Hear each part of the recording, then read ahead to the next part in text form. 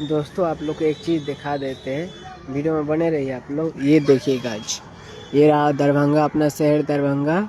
और दरभंगा में अभी फ़िलहाल में रेलवे स्टेशन के जस्ट बगल में हूँ एक। और आप लोग को रेलवे स्टेशन का फ्लैग दिख रहा होगा, जो कि अपना राष्ट्रीय ध्वज तिरंगा जो दिख रहा होगा। बस यही दिख रहा था तो हम सोचे आप लोग को भी दिखा दें। और इसके जस्ट साइड में आप लोग को दिख रहा होगा एक प्यारा सा अपना दरभंगा शहर है, जो कि इसे क्या बोला जाता है कमेंट में ज़रूर बताइएगा।